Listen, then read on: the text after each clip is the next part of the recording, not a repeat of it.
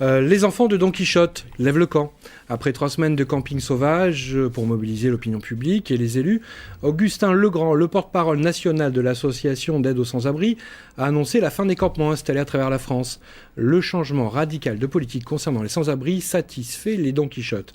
Dans le Journal des Alpes, dossier consacré à la situation sur Grenoble et l'Isère, Joël Serroni-Berissotel. Les formules choc et le franc-parler du père Jean Fréchet, à Grenoble, tout le monde les connaît. De la préfecture au conseil général en passant par la mairie, ses coups de gueule sont célèbres et redoutés. Depuis 45 ans, il assiste les sans-abri. Il en accueille aujourd'hui 250. Les tantes du canal Saint-Martin et les enfants de Don Quichotte, la plupart en ont entendu parler. Il y en a plusieurs qui m'ont dit c'est encore des promesses, il n'y aura pas d'effet. Et puis c'est à Paris, c'est pas à Grenoble. Enfin bon, quand on est dans la rue, quand il fait froid, c'est sûr qu'on est désécurisé. Hein. Alors ils accueillent la nouvelle. Nous aussi, on accueille la nouvelle, mais on s'interroge. Parce que le problème est très compliqué. C'est pas du jour au lendemain que tous ces gars vont repartir dans la vie, même avec un studio et un appart. Il faut tout le travail des associations, des travailleurs sociaux, pour repartir. Marcel est resté 1 an chez le père Fréchet dans une caravane. Le temps d'obtenir un statut de réfugié politique, de trouver un travail, puis un appartement. Il ne faut pas les laisser au milieu. Après l'hiver, c'est fini. Pendant l'été, les gens sont abandonnés. C'est ça qui n'est pas bien. Alors il faut suivre les gens continuellement. Et c'est bien la priorité pour les travailleurs sociaux de la ville de Grenoble. Dans le département, ils disposent de 3000 places d'hébergement d'urgence, 6 fois plus qu'il y a 10 ans. S'il y a autant de gens qui demandent de l'aide actuellement, c'est qu'il n'y a pas assez de logements. Alors que si M. de Villepin nous dit « je vais mettre en route beaucoup plus de logements qu'il n'en a été mis en route jusqu'à présent », ok, parce que ça va dégorger nos capacités d'accueil d'urgence. Et ça nous permettra peut-être de recevoir des gens que nous ne pouvons pas recevoir en ce moment. Alors si c'est ça, très bien. Mais sinon, à mon avis, c'est une vue de l'esprit. Stéphane Gemani, président de l'association qui porte votre nom, qui vient en aide aux sans-abri grenoblois depuis des années. Alors tout d'abord, réaction. Effectivement, vous êtes d'accord avec cet interlocuteur ? Écoutez, l'interlocuteur que vous me dites, je ne suis pas forcément très d'accord parce qu'il y a eu une surmédiatisation parisienne qui pouvait être peut-être positive.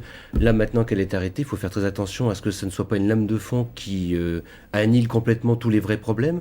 Les vrais problèmes sont toujours là. Le vrai combat continue et ne s'est jamais malheureusement arrêté.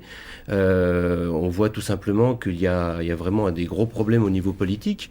On se raccroche un petit peu à toutes les branches alors qu'on s'aperçoit que tout le monde est en train un petit peu de tomber de l'arbre. Mais on ne sait jamais, peut-être qu'une branche comme celle-ci peut faire sortir ou émerger quelqu'un. Vous n'êtes pas un grand supporter d'une action type celle des enfants de Don Quichotte, clairement. Non, parce que je suis clairement pas... Moi, j'aime le travail en profondeur. Ça fait 17 ans qu'on est sur le terrain. Ça fait 17 ans qu'on interpelle les politiques. Donc, ils sont au courant. Ce sont des gens intelligents. Ils sont au courant des problèmes qu'il y a.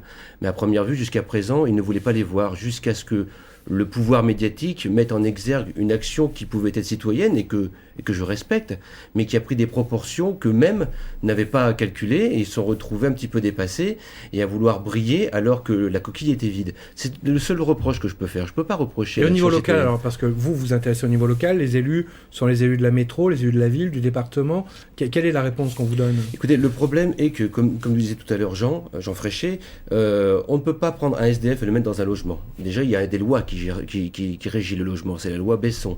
Cette loi-là n'est pas appliquée par tout le monde, soit parce qu'il y en a qui ne veulent pas avoir des logements sociaux, soit tout simplement parce qu'il y a aussi des problèmes géographiques. Vous voulez dire que certaines mairies ne jouent pas le jeu, ils préfèrent payer des amendes en substance, bien sûr, que de construire des logements sociaux. Bien sûr, ça déjà parce qu'elles n'ont pas envie de mélanger certains publics à d'autres. Ça, c'est une chose.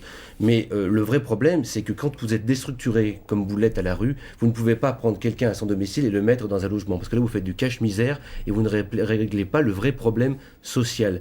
Il y a tout un tas d'hébergements sociaux à échelle humaine et d'hébergements d'urgence à échelle humaine qu'il faut mettre en place autour des agglomérations, pas seulement toujours recentré dans la ville-mère comme chez nous à Grenoble, mais dispatché.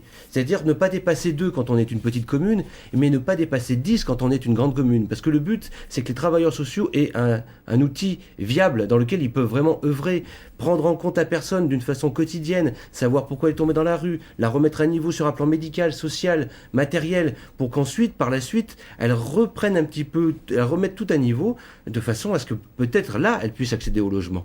Mais en plus, il y a un déficit tel de logements qu'à l'heure actuelle, on devrait avoir 120 000 logements par an construits en France. On en est à 40-45 000. Stéphane, rapidement, on n'a pas beaucoup de temps dans ce journal, vous le savez, le droit au logement opposable, cette notion de droit au logement opposable. C'est une galéjade de plus. Hein. C'est une loi qui n'a pas lieu d'être. On a tout le cursus, on va dire, on a toutes les lois nécessaires pour pouvoir justement mettre en place ce qu'il faut pour pourvoir au problème du logement. Mais avant tout, c'est un problème d'hébergement et de suivi social qu'il faut faire pour pouvoir par la suite vraiment créer quelque chose, une symbiose avec les gens de façon à ce qu'ils puissent vraiment se réinsérer. Merci d'avoir accepté notre invitation, Stéphane Djemani, et bon courage.